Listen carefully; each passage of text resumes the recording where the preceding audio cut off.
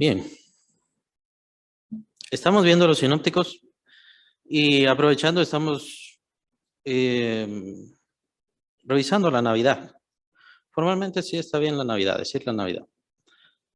La Navidad significa nacimiento que da vida, y qué nacimiento da vida más que el nacimiento de nuestro Señor Jesucristo. Él trajo la vida eterna, no solamente la vida, sino la vida eterna. Él trajo salud y bendición. Hay muchos creyentes que no les gusta celebrar la Navidad o consideran como un evento pagano la Navidad.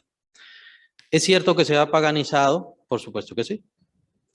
¿Es cierto que hay muchas falsedades, muchas mentiras alrededor de la Navidad? Pues sí, por supuesto que sí. Pero eso no quiere decir que el nacimiento de nuestro Señor sea algo pagano o que sea algo malo.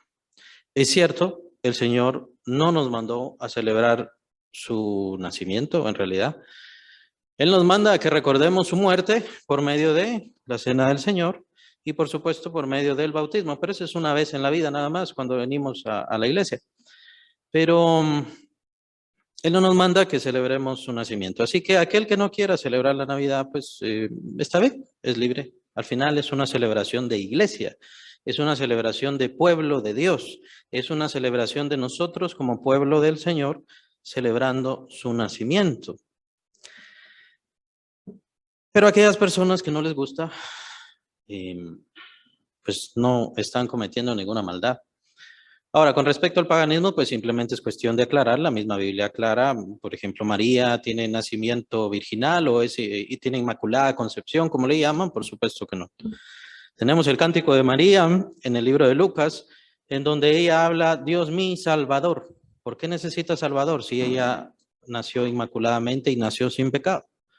¿No? Y si no cometió ningún pecado, ¿por qué necesitaba nacer? ¿Por qué necesitaba un Salvador? Ella misma lo declara. Si ella misma lo declara es porque ella sí nació con pecado.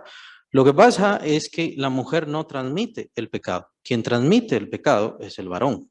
Y eso lo dice el Evangelio de Juan, pero no estamos viendo el Evangelio de Juan. Así que es un misterio, obviamente, es un misterio, es un milagro, es una maravilla, es algo grandioso lo que sucedió en el tiempo del Señor Jesucristo para que Él viniera a este mundo, para que Él pudiera encarnarse en ese cuerpo. Y obviamente, tal como dice el ángel, eso lo vimos hace 2 semanas, que menciona el ángel, no hay nada imposible para Dios.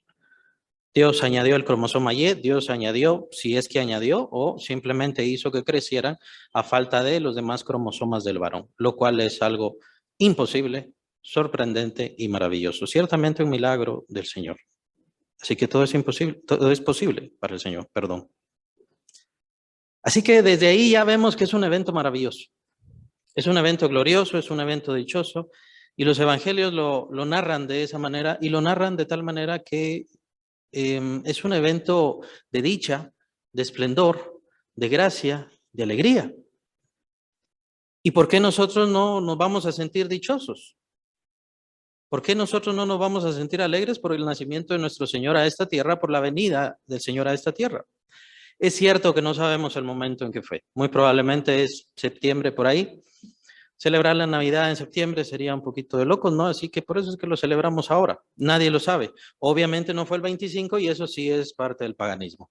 El 25 de diciembre nacía el dios Sol en el tiempo de los romanos, y entonces por eso pusieron el nacimiento del Señor Jesús el 25 de diciembre, para que coincidiera con el nacimiento del dios Sol pagano. Así que por eso sabemos que no es el 25, pero lo importante es que el Señor nació.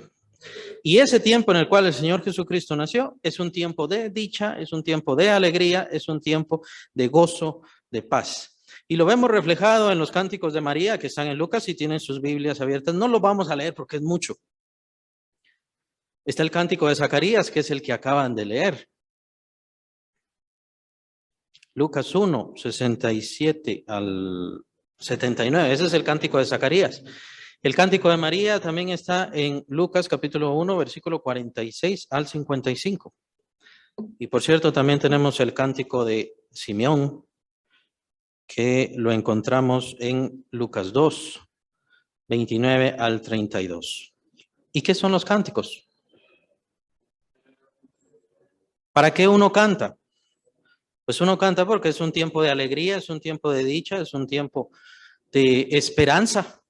La esperanza se ha cumplido. ¿Y cuál es esta esperanza? Cuando vino el Señor Jesucristo. ¿Cuál es esta esperanza? Esta esperanza es una esperanza que Dios le dio desde el tiempo de Adán y Eva al hombre. Desde el tiempo de Adán y Eva se venía esperando y esperando la venida del Redentor, la venida del Mesías. Voy a poner enemistad entre tú y la mujer. Él, es decir, la serpiente, le herirá a tu simiente, le herirá el carcañal, pero la simiente de la mujer va a herir a la serpiente en la cabeza. Esa es la primera profecía acerca del Señor Jesucristo, hablando y dando testimonio de la destrucción del imperio del demonio, del imperio del pecado. Eso es desde el tiempo de Adán y Eva. Y desde entonces, esa por cierto es la razón por la cual el diablo levantó a Caín, exhortó a Caín, movió a Caín para que matara a su hermano Abel, pensando que Abel sería aquel que destruiría al diablo, destruiría el reino del diablo.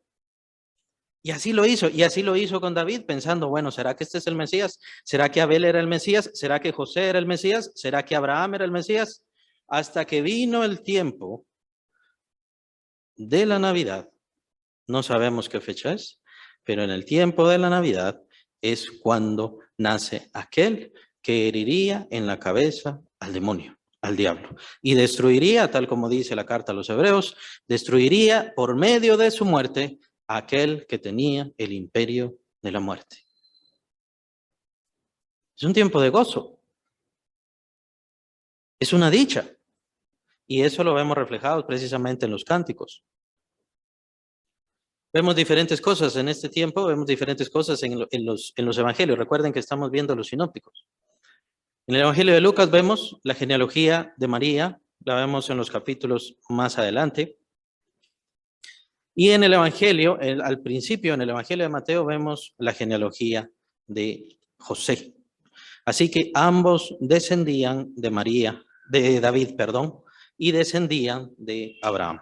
Existen algunos estudiosos que no lo creen así, pero en realidad, ¿cuál era el fin de poner dos genealogías? Una en un evangelio y otra en otro, pues simplemente para remarcar la descendencia o que eran descendientes de David, tanto María como José. Por parte de José, pues obviamente no tenía herencia genética, pero sí tenía el nombre.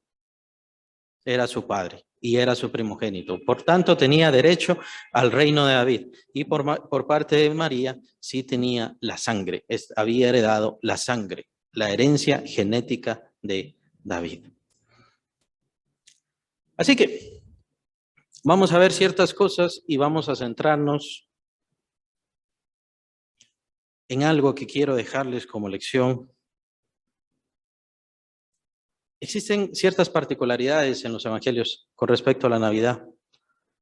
Y vemos, eso lo vimos hace 2 semanas, así que no lo vamos a leer todo. Esto es lo que el ángel Gabriel, el arcángel Gabriel le dice a María. Estamos en Lucas 1, versículo 33.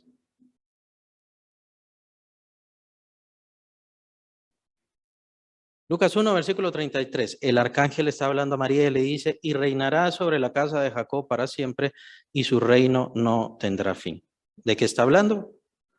Lo vimos hace 2 semanas, lo hablé hace 2 semanas.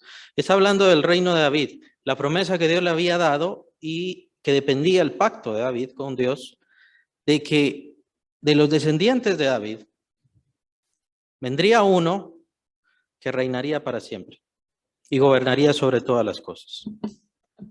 El reino del Señor lo vemos desde el principio de los evangelios. Y quiero señalarles otra cosa. Ahora nos vamos a Mateo.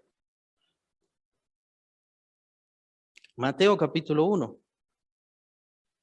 Hace 2 semanas vimos a María, la madre del Señor.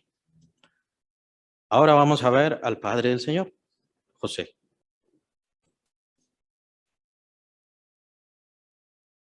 Mateo capítulo 1, versículo 19.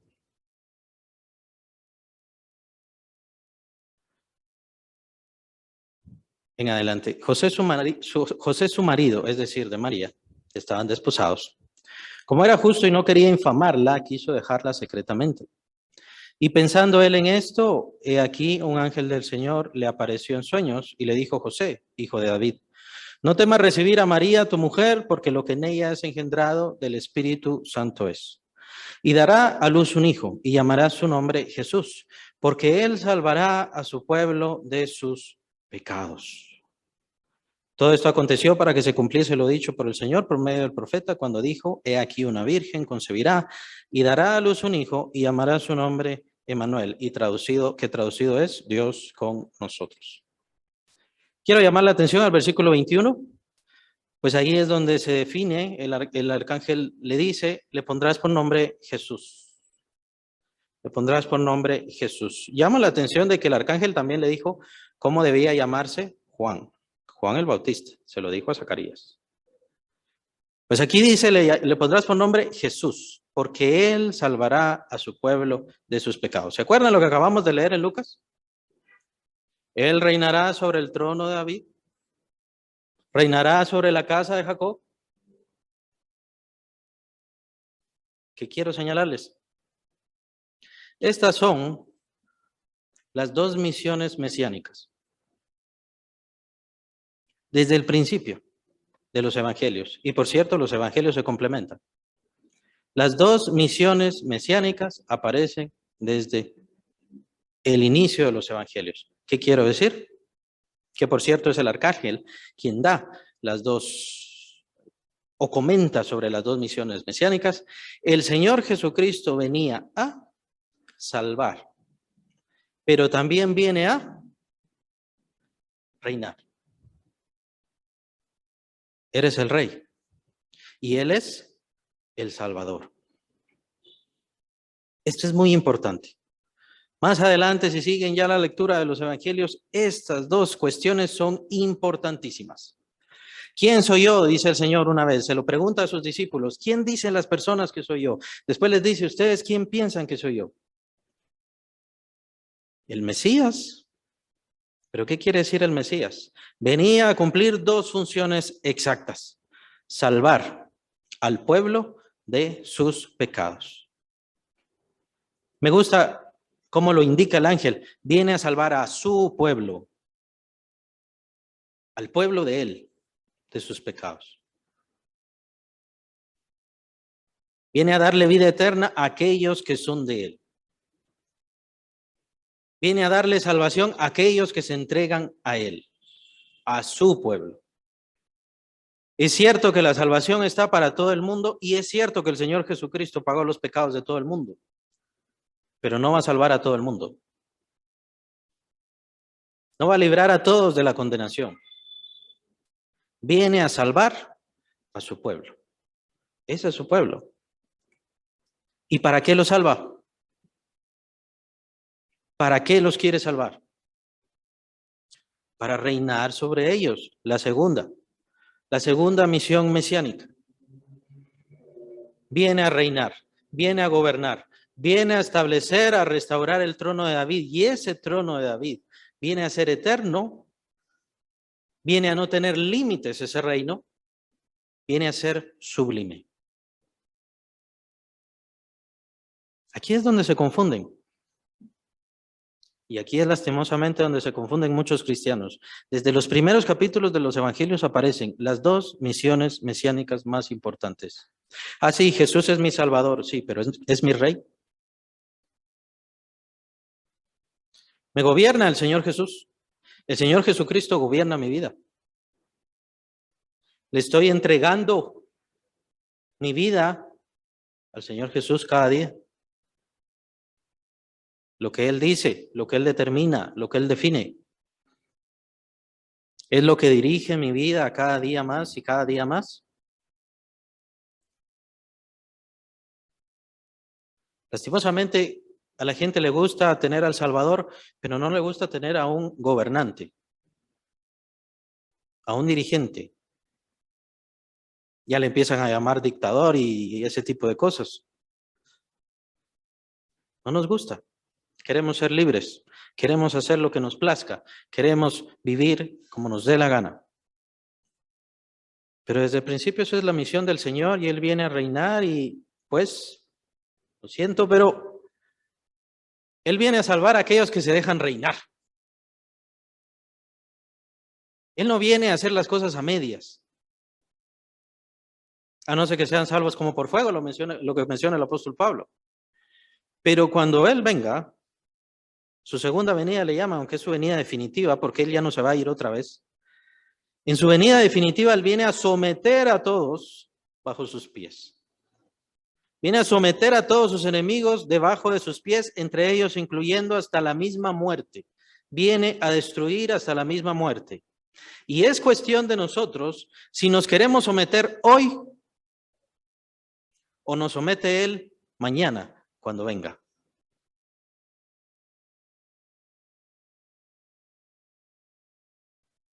Es por eso que el mundo lo va a odiar.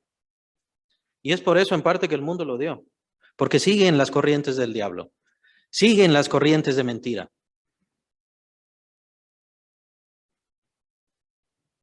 El Señor Jesús lastimosamente no nos habla de libertad. Nos habla de libertad del pecado. Nos habla de libertad de la condenación. Nos habla de libertad de la maldad, de nuestra propia maldad, de nuestra propia imperfección. Pero nunca nos habla de libertad de Él.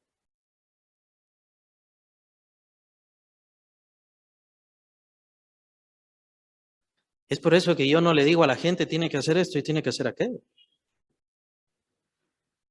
Si no es mi Señor nada más, es Señor de ustedes.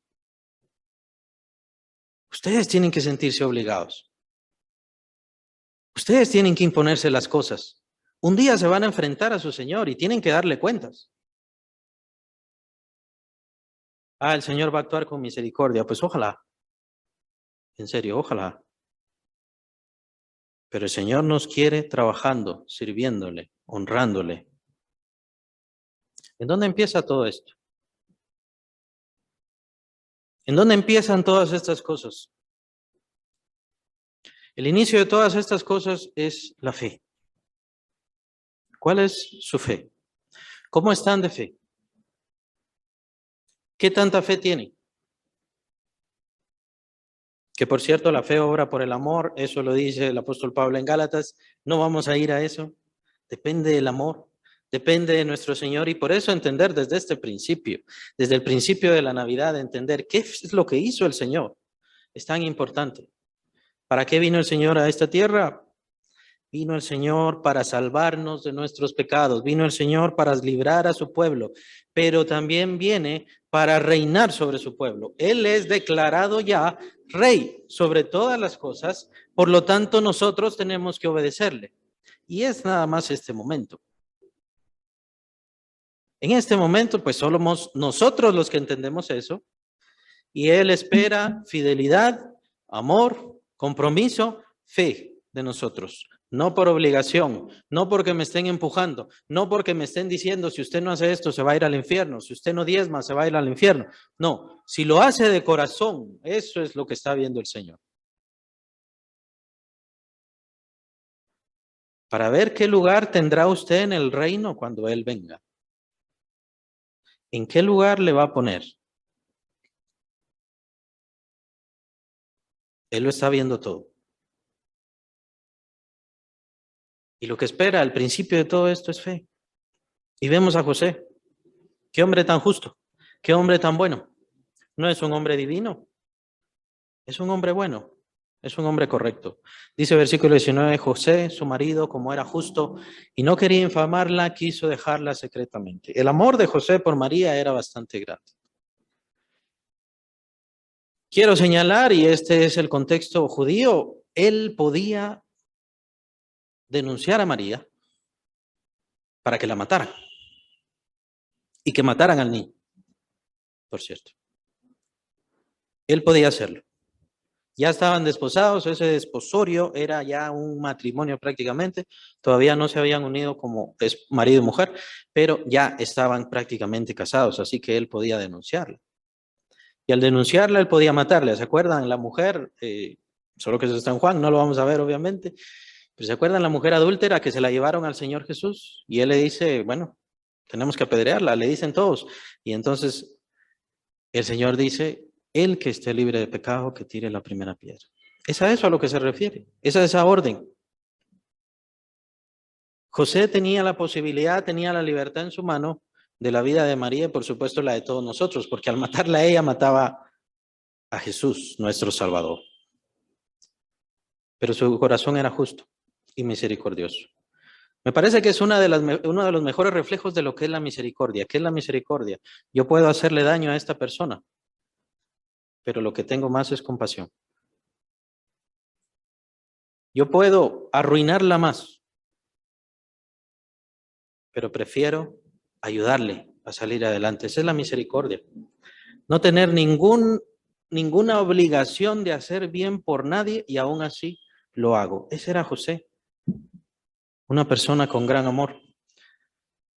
Pero él se puso a pensar, no señala eso. Fíjense, esas partes son bien importantes. Hace falta llamar la atención. Versículo 20, y pensando él en esto. Pensando en él en esto. ¿Cómo estaba? Cuando José supo que María estaba mal, pues dijo, bueno, no voy a dejar que la maten, no voy a acusarla, pero me siento mal. Se arruinó todo. Todos mis planes se acabaron. Lo que yo quería se terminó. ¿Será esos los pensamientos de José? Duda, enojo, molestia, malestar. Pero cuando estaba él pensando en esto, se durmió y entonces dice, he aquí un ángel del Señor le apareció en sueños y le dijo, José, hijo de David, no temas recibir a María, tu mujer, porque lo que en ella es engendrado del Espíritu Santo es, y viene la parte que ya leímos, y dará a luz un hijo y llamará su nombre Jesús, porque él salvará a su pueblo de sus pecados. Ahora, versículo 24, vamos a saltar. Dice, y despertando Jesús, después del mensaje del ángel, y despertando Jesús del sueño, hizo como el ángel del Señor le había mandado. Y recibió a su mujer. Qué fe tan grande, ¿no? Solo necesitaba un sueño. Estaba pensando, versículo 20, estaba pensando en estas cosas. Se sentía herido, lastimado, enojado y todo lo demás, pero aún así la amaba y no quería que le pasara nada malo. Solamente necesitó el sueño, que el ángel le hablara. Despertando el sueño, no vemos ambivalencia en él. No vemos, ¿será que sí, será que no? ¿Me pongo a meditar en estas cosas o no? Despertando José del sueño, hizo como el ángel del Señor le había mandado y recibió a María, su mujer. Pero no le conoció, esto nuevamente contradice el paganismo que está muy influenciado en este tiempo. Ya sabemos por qué, iglesia. No le conoció significa como marido y mujer. No le conoció hasta que dio a luz a su hijo primogénito. Primogénito quiere decir primero, no quiere decir unigénito, no es único. Primogénito, el primero. De hecho, tuvieron mínimo 6 más. Mínimo 6 más. Porque al menos el Señor tuvo 2 hermanas y tuvo 4 hermanos. Así que sí se amaron bastante, ¿no? Pero lo que llama la atención es esa fe, esa consagración, esa entrega, sin titubear, sin dudar, inmediatamente tomó a María y sabía que lo que en ella estaba era algo especial, era algo maravilloso. ¿Cuántos años tenía este hombre? Probablemente 20 años, a lo sumo. Pero qué fe. Y yo quiero contrastarla con otra fe. Vamos a regresar a Lucas. Señalo desde ya que la historia de Navidad es un poco, no extraña, pero llena de matices, llena de cosas. Encontramos esterilidad, la esterilidad de Elizabeth, de la misma manera como estaba estéril Sara, la esposa de Abraham, y de la misma manera como estaba Ana, la madre de Samuel. Y encontramos todas estas similitudes. Me pareciera que José y María representan el nuevo pacto, vamos a ponerle ese nombre, el nuevo pacto, y Zacarías, papá de Juan el Bautista, y Elizabeth, que sería la madre, representarían el antiguo pacto. Les voy a decir por qué. Vamos a ver por qué. Lucas 1. Estamos regresando a Lucas 1, versículo 5.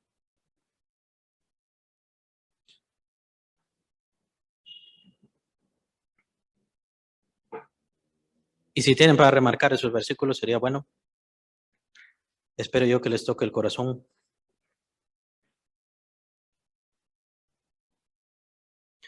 Versículo 5. Lucas 1. Hubo en los días de Herodes, rey de Judea, un sacerdote llamado Zacarías. En primer lugar, era sacerdote. Era un sacerdote. ¿Qué quiere decir eso? Descendía de la tribu de Leví. Toda la tribu de Leví había sido tomada por Dios como una especie de diezmo del pueblo de Israel, de todas las tribus. El Señor había tomado a toda la tribu de Leví y de ahí de la tribu de Leví había tomado a Aarón. Toda la familia de Aarón vienen los descendientes de los sacerdotes o vienen a descender como los sacerdotes.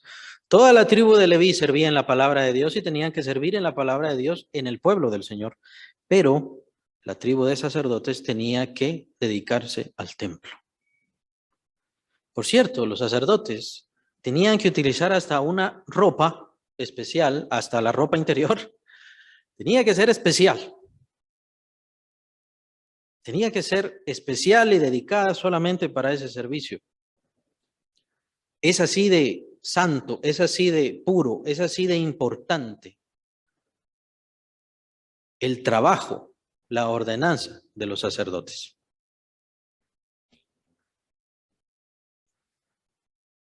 Entonces era un sacerdote, Zacarías, de la clase de Abías. Por cierto, Abías, estuvimos viendo la vida de David y David junto con otros levitas fueron los que dedicaron la orden de estos que iban a servir en el templo, iban a servir en el tabernáculo.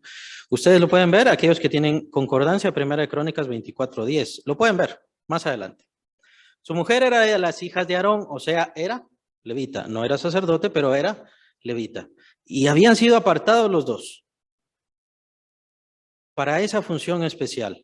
Zacarías era un sacerdote y había tomado por mujer, no tomó a una de Judá, no tomó a una de Benjamín, tomó a una de Aarón, es decir, levita y sacerdote también. Ambos eran justos delante de Dios y andaban irreprensibles en todos los mandamientos y ordenanzas del Señor. Si pueden subrayar ese versículo, sería bueno. Versículo, es el versículo 6.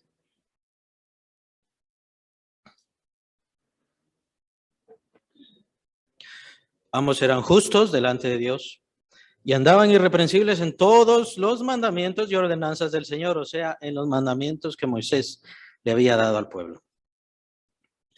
Pero no tenían hijo, dice versículo 7, porque Elizabeth era estéril y ambos eran ya de edad avanzada. Aconteció que ejerciendo Zacarías el sacerdocio delante de Dios según el orden de su clase, es decir, lo de Abías, lo que había comentado antes, conforme a la costumbre del sacerdocio, le tocó en suerte ofrecer el incienso entrando en el santuario del Señor. Y toda la multitud del pueblo estaba fuera orando a la hora del incienso. ¿Cuál es este lugar? ¿De qué se trata este lugar? De hecho, nos dice versículo 11, pero simplemente hace falta conocer el contexto del Antiguo Testamento. Versículo 11 dice, y se le apareció un ángel del Señor puesto en pie a la derecha del altar del incienso. Y llama la atención este versículo, al igual que el 9. Tenía que dar el incienso. Consideren, era sacerdote, su esposa descendía también de los sacerdotes, eran irreprensibles en todos los mandamientos y ordenanzas del Señor. Y ahora nos da otra porción de la clave. ¿En qué lugar estaba en ese momento Zacarías?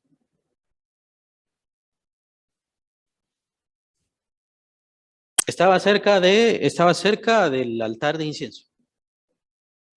El altar del incienso era un altar de oro, completamente de oro, purísimo. Este altar de incienso estaba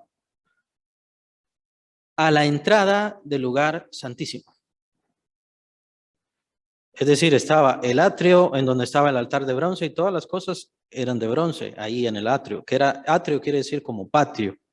Después uno entraba al lugar santo y en el lugar santo se encontraba el candelero grande de oro y estaba la mesa de los panes de la proposición. Después de eso, lo siguiente era el altar de incienso. Y el lugar santo era donde no cualquiera podía llegar, donde no cualquier sacerdote podía llegar, lo vemos ahí por números, era por turno que tenía que llegar, y él estaba ofreciendo ahí el incienso. Quiere decir que él estaba ahí ya de frente, ¿a dónde? Al lugar santísimo. ¿Y qué había en el lugar santísimo? Bueno, lo que dividía el lugar santo del lugar santísimo era el velo. Era un velo grande, aquel que se rasgó cuando el Señor Jesús murió. Eso lo miraremos mucho después. Pero estaba ese velo, y después de ese velo solamente había una cosa en ese lugar santísimo, que era el arca del pacto.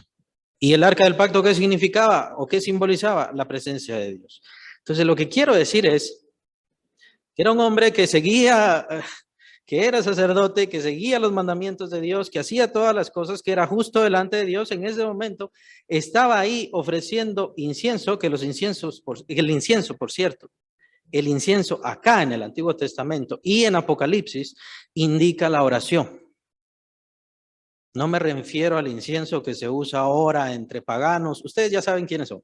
Entonces, no me refiero a eso. Es el incienso que se utilizaba, el perfume especial que el Señor dejó en el Antiguo Testamento. Y acá, el que está ofreciendo Zacarías, él está en oración, por así decirlo. Él está simbolizando esa oración, él está simbolizando esa esperanza, y está en el lugar que nada más y nada menos está frente a la presencia de Dios. A lo que los judíos entendían que era la presencia de Dios, la gloria de Dios, lo más hermoso de Dios. Vamos a leerlo para que no quedemos en blanco. ¿Qué fue lo que pasó cuando él estaba ahí en el altar de incienso, ofreciendo el incienso? ¿Qué pasó? Se le apareció, versículo 11, 1:11 estamos, se le apareció un ángel del Señor puesto en pie a la derecha del altar de incienso. Y se turbó Zacarías al verle, y le sobrecogió temor. Pero el ángel le dijo: Zacarías, no temas, porque tu oración, que se recuerdan que es simbolizada por el incienso, tu oración ha sido oída. Y tu mujer Elizabeth dará a luz un hijo, y llamarás su nombre Juan. Y tendrás gozo y alegría, y muchos se regocijarán en su nacimiento, porque será grande delante de Dios, no beberá vino ni sidra. Este es el voto del nazareato. Él iba a ser un nazareo, él iba a ser alguien consagrado por el resto de su vida para el Señor. Y será lleno del Espíritu Santo. Esto aparece, por cierto, en el libro de Números, está en el Antiguo Testamento. Y será lleno del Espíritu Santo, aún desde el vientre de su madre. Y hará que muchos de los hijos de Israel se conviertan al Señor Dios de ellos, e irá delante de él con el espíritu y el poder de Elías para hacer volver los corazones de los padres a los hijos y de los rebeldes a la prudencia de los justos, para preparar al Señor un pueblo bien dispuesto. Maravilloso el mensaje, ¿no? Excelente el mensaje. ¿Y en dónde estaba Zacarías? En la misma presencia de Dios. El lugar más importante que ha existido sobre la tierra, si queremos hablar de un lugar material, de un lugar físico. Estaba a cara al lugar santísimo. ¿Y qué pasó? Creo que ya muchos saben la historia, ¿no? ¿Qué pasó con Zacarías? Versículo 18, dijo Zacarías al ángel: ¿en qué conoceré esto? Porque yo soy viejo y mi mujer es de edad avanzada. ¿Qué pasó? No creyó.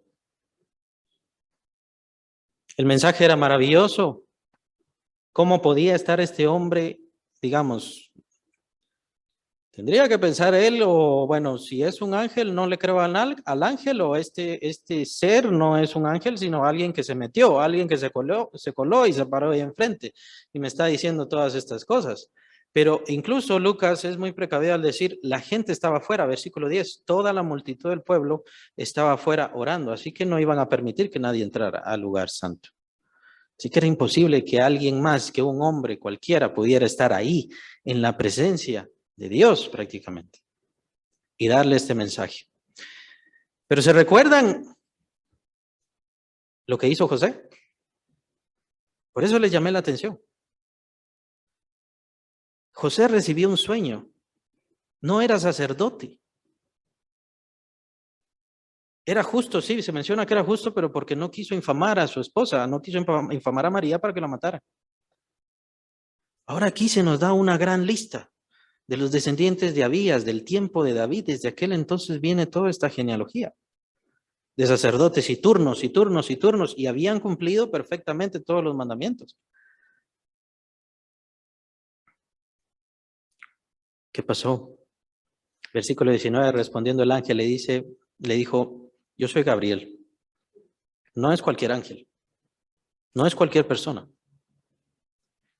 Que estoy delante de Dios. ¿Y en dónde estaba ahí? Él estaba a la par del altar del incienso, que es la presencia de Dios prácticamente. Es decir, él estaba en el lugar que le correspondía. Es casi como que estás hablando con el cielo ahora y con los que están en el cielo ahora. Yo soy Gabriel, que estoy delante de Dios y he sido enviado a hablarte y darte estas buenas nuevas. Buenas nuevas que Zacarías no creyó. ¿Cómo sabemos que no creyó? Versículo 20 le contesta el ángel, y ahora quedarás mudo y no podrás hablar, hasta el día en que esto se haga, por cuanto no creíste mis palabras, las cuales se cumplirán a su tiempo.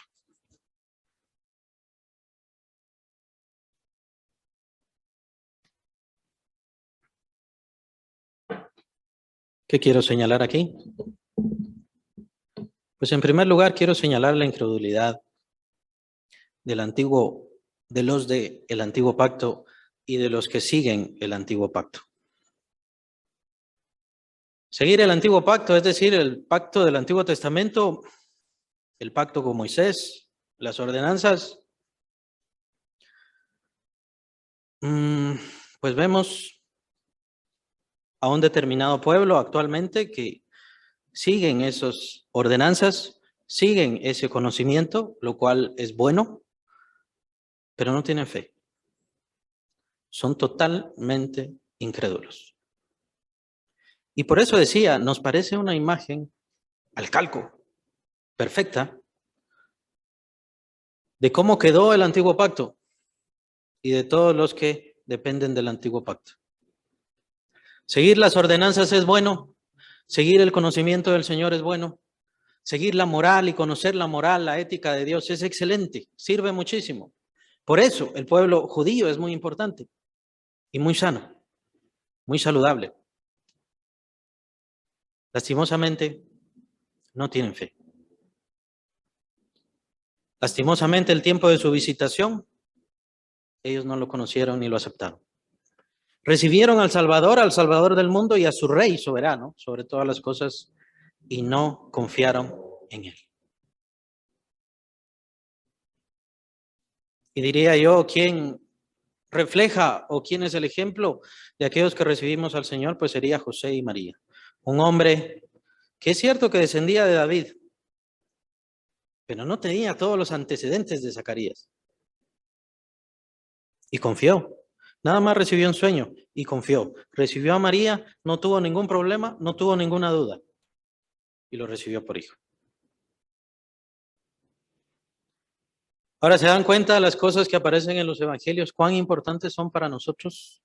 ¿Se dan cuenta cómo reflejan unas cosas que tal vez nosotros no veíamos antes? Y con esto, hermanos, quiero terminar. ¿Cómo está su fe? Porque si ustedes dicen, bueno, yo leo la Biblia, yo oro, yo asisto a los servicios, pero ¿cómo está su fe? ¿Confían en el Señor? Así, tal vez hay algunos que dicen, sí, claro que sí, yo confío en el Señor. Me he enfrentado al COVID, no me he vacunado y no me ha pasado nada. Pero esa es su fe.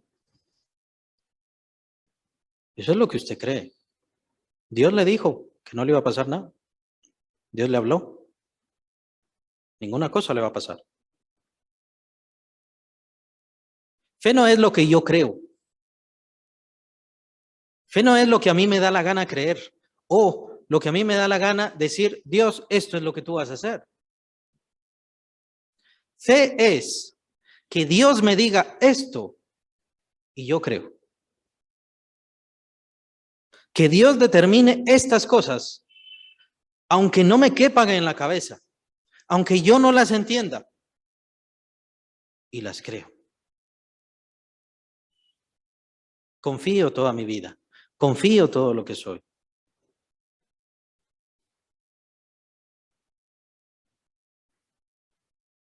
¿Saben? Siempre me pongo a pensar, ¿qué tal estará la fe de esas personas que oyen mucha música cristiana? Les encanta la música cristiana, sí, pero no van a la iglesia y no pertenecen a una iglesia. Les encanta la música cristiana, hay otros que les encanta muchísimo la música cristiana y los mensajes, sí, pero no leen la Biblia.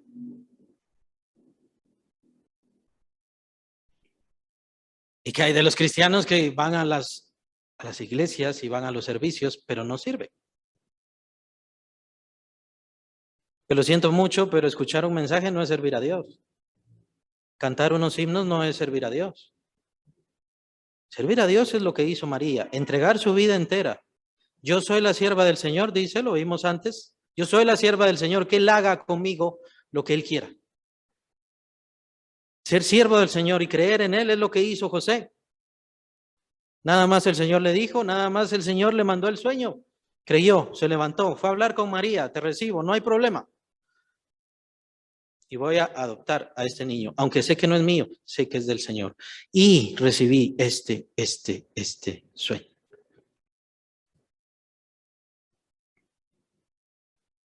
¿Cómo quieren ser? ¿Como Zacarías? ¿Tener una herencia maravillosa? ¿Guardar los mandamientos del Señor?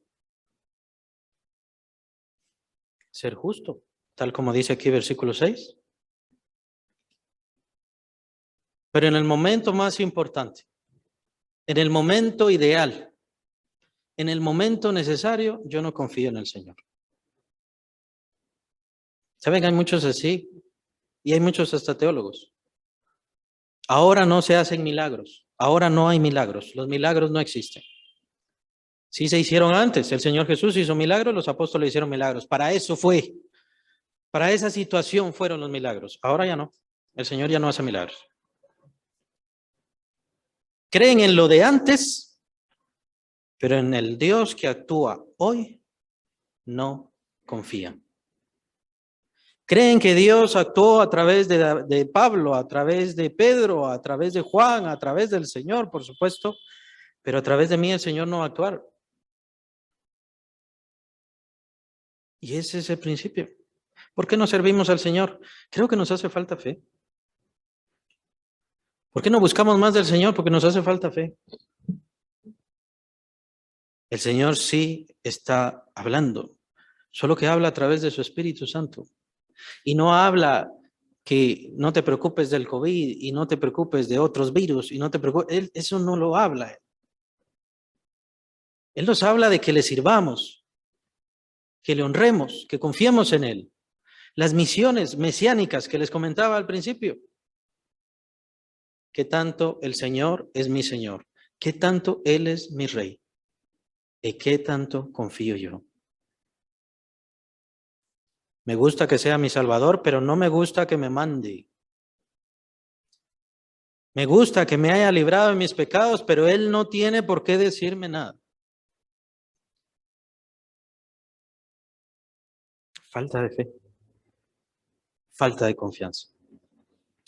Podemos tener un gran abolengo evangélico, una gran herencia de iglesia, pero si no tenemos fe, todas esas cosas no valen nada. Así como vemos acá, la palabra de Dios es buena, ambos eran justos delante de Dios.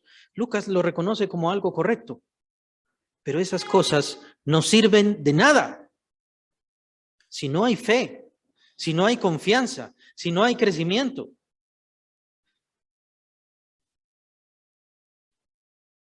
De tal manera que si estoy leyendo la Biblia y no está creciendo mi fe, nada estoy haciendo. Si estoy asistiendo a la iglesia, pero mi fe no crece, mi fe no se fortalece, de nada sirve. Tal vez puede ser una maravillosa música, preciosa música. Pero si mi fe no crece, soy un perfecto inútil ante Dios. Zacarías tuvo que aprender a las malas.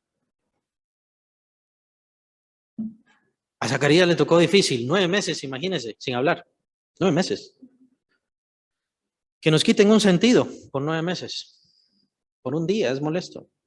No poder usar una pierna, no poder usar un brazo. Es molesto. No digamos 9 meses. Pero él entendió. Él entendió. ¿Y cómo sabemos que entendió? Y vamos a terminar con el cántico de Zacarías. Está al final del capítulo 1, el que acabamos de leer, es decir, el que leyeron en el servicio. A partir del versículo 74 no vamos a leer todo. Este Zacarías cantando, feliz, alegre, dichoso, ya con su lengua hábil, ¿no? Ya había nacido su hijo. Dice el versículo 74, que librados de nuestros enemigos sin temor les sirvamos. Esa es la condición del rey de nuestro Señor Jesucristo. Él viene a ser rey, a gobernar para librarnos de nuestros enemigos.